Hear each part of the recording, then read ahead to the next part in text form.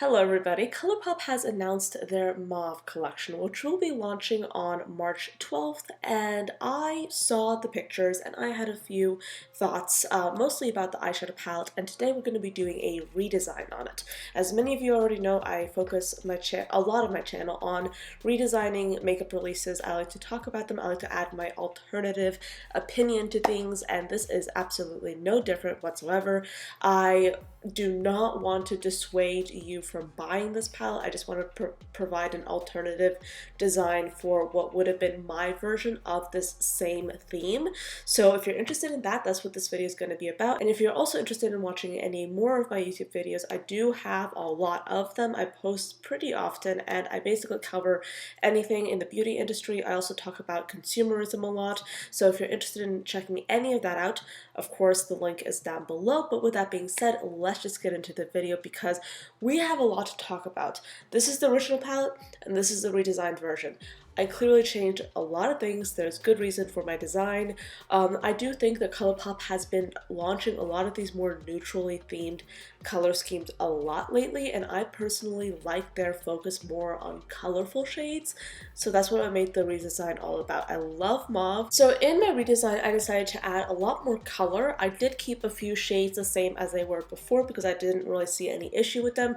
But what I also wanted to do is I wanted to add more of a spring element to the palette by injecting some more pastel tones as well, because I feel like that was really missing from the original version of the palette. It doesn't necessarily read as a spring palette, and I kind of was toying with the idea of integrating the packaging a little bit more into the actual color scheme and perhaps creating a version of colors, a combination of colors, if you will, a color story that was kind of like pastel, antique, rose, mauve themed, and that's what ended up happening. So with the very first shade, the original shade was like this very just like normal bone tan color. This type of shade can typically be used to set your base or transition color, but I personally don't necessarily use this type of shade whatsoever in my makeup looks. I just don't like it. So what I decided to do is I decided to just make it like a little bit more of like a pastel tone to add that element of spring into the palette a little bit more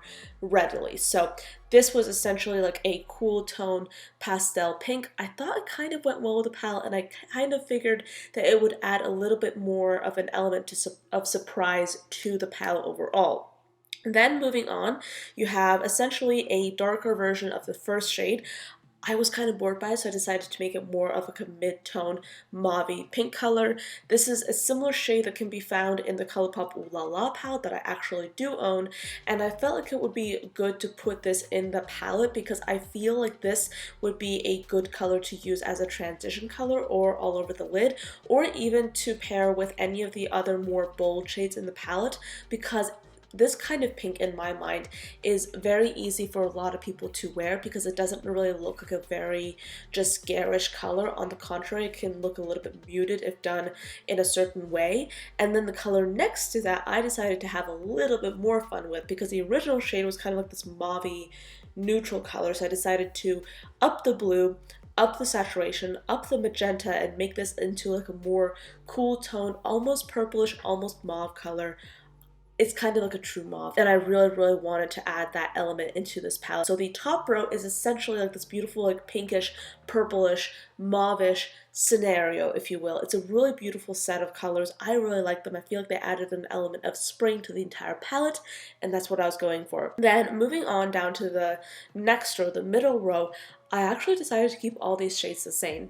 Why? I feel like it added an element of like antique mauve to this palette. And judging by the original color scheme and how it paired with the packaging, I feel like that's what they were going for. And I felt like keeping the middle row the way it was would add that element of like antique mauve into the palette, which is kind of a color scheme that I haven't really played with before, and I was really looking to do that with this particular palette. Then moving on down to the bottom row, you have this first color, which was originally kind of like a coffee toned, mid-tone brown color with like a little bit of glitter in it.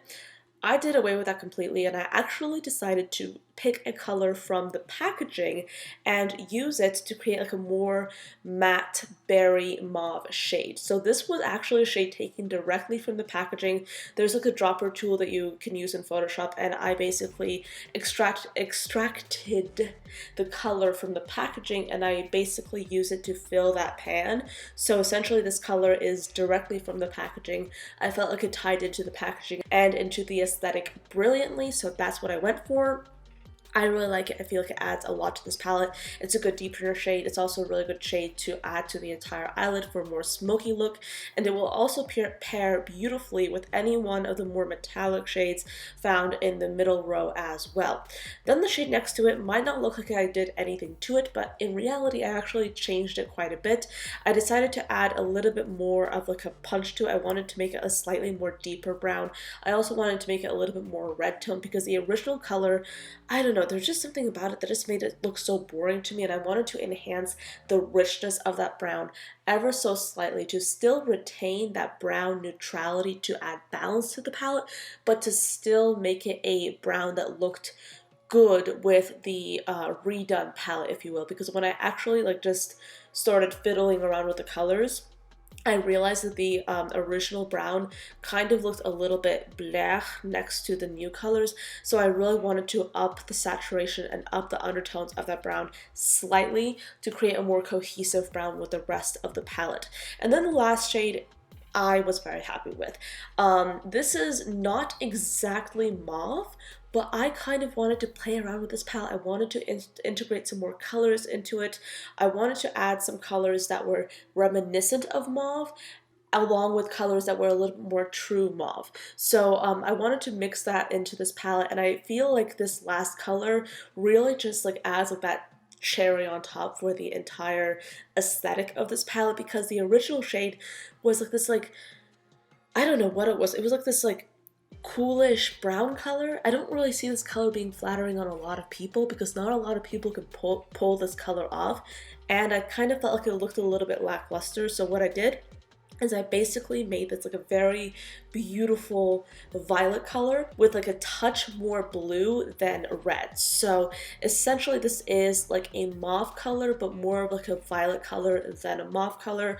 Like I said, it's reminiscent of mauve, but it still has like that punch of like nuance and I think interest in this palette, which I really did feel like went with the palette quite nicely. I hope I'm making sense in this video. That is pretty much my redesign. Quite simple, not necessarily that different, but I still feel like my redesign is very much a departure from the original palette. I obviously prefer my redesign. I feel like it has more color in it.